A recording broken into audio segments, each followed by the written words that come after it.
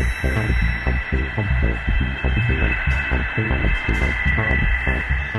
we're here with Richard Shakleton from the Foundry, and he's going to discuss some of the cool products that they have on the booth. I know one of the things that most people want to know about is Storm. It's gotten a lot of buzz. Can you describe a bit about it? Yeah, sure. So we released Storm in March this year, which is a new product from the Foundry, and a bit of a diversion from the usual visual effects tools at the Foundry. So Storm, built to be used on and near set for directors, DPs, DTs and colorists. It has some editorial tools, and it handles the round trip between on-set, the raw media and final cut for editorial.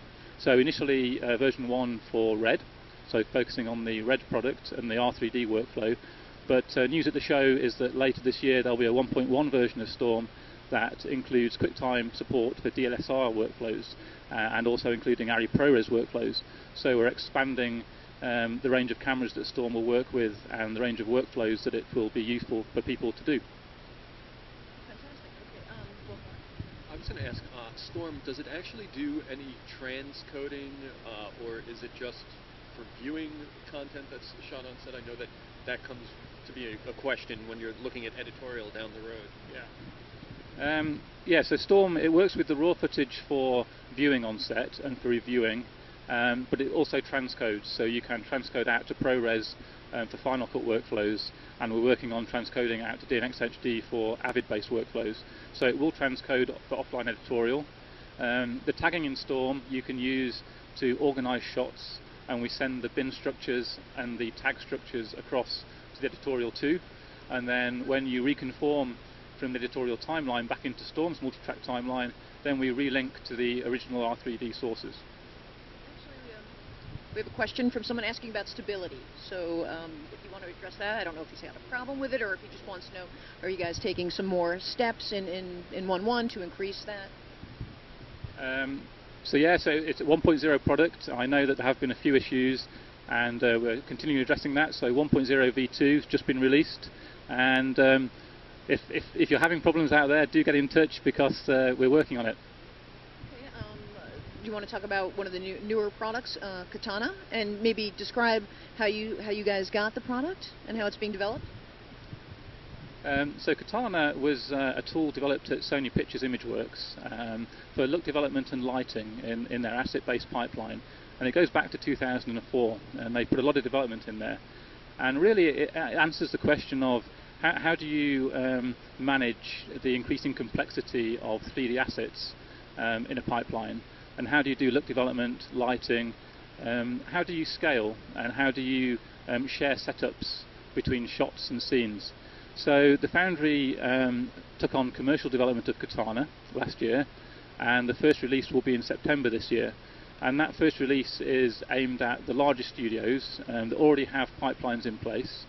And basically, it's a tool that there isn't really a competitor in the market for today. There isn't really a commercial tool that does this, and a lot of the larger studios have built their own in-house tools.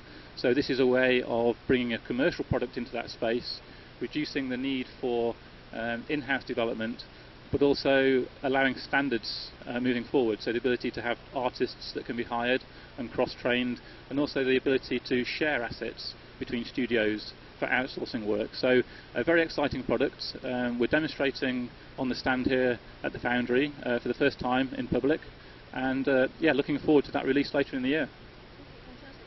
Maybe you could talk a little bit about, well, 3D stereo is big, and you guys have a product that addresses 3D stereo, and it's been used on some high-profile movies. Can you talk a bit about some new stuff going on with that? Stereo at the Foundry, we've got quite a good reputation now for stereo workflows, and Nuke especially has been used on a lot of films recently. So Nuke has an inbuilt stereo pipeline, so it's able to deal with multiple image streams. But also we have the Ocular toolkit. So Ocular is the stereoscopic plugin toolset for Nuke, and that allows people to solve some of the common problems that are occurred when shooting stereo.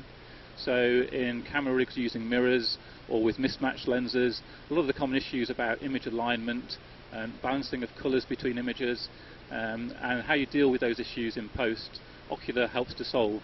So I guess most recently one of the big productions is Tron Legacy, done at Digital Domain.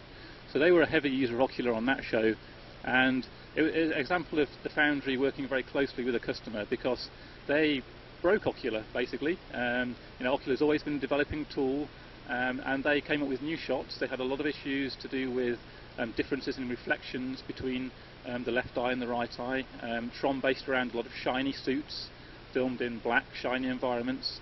So working with them on some of the Tron work, we were able to take Ocular forward to the next step and release 2.1, and that really improved the colour matching workflow in Ocular, so the ability to do regional based colour corrections to solve some of those harder problems.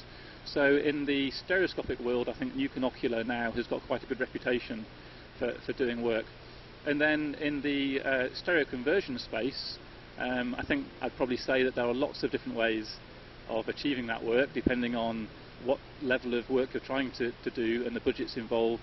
And I think Nuke there is really the I think somebody once said it's the pick and shovel and blue jeans for the gold workers.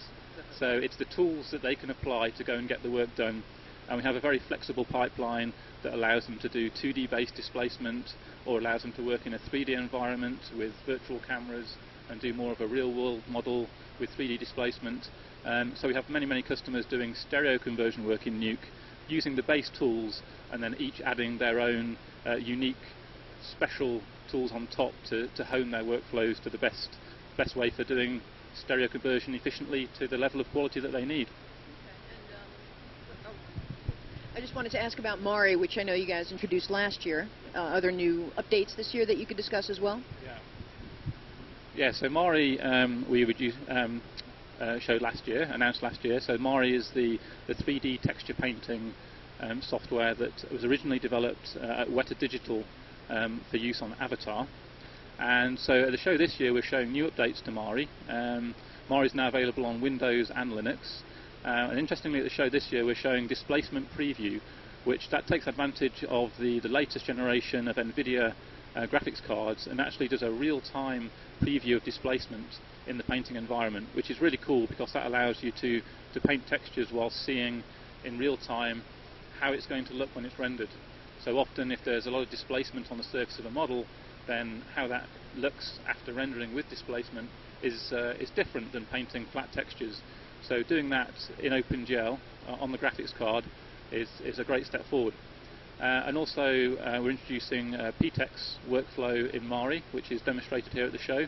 So that's a UV-less workflow, so that's the ability to use face-based texturing as recently brought by Disney, and we've done a licensing agreement with Disney on their paint technology, so that gives us sort of the industry's best PTEX workflow that will be coming out in Mari this year. And I think the other interesting thing about Mari that we're showing this year is a Nuke Mari workflow.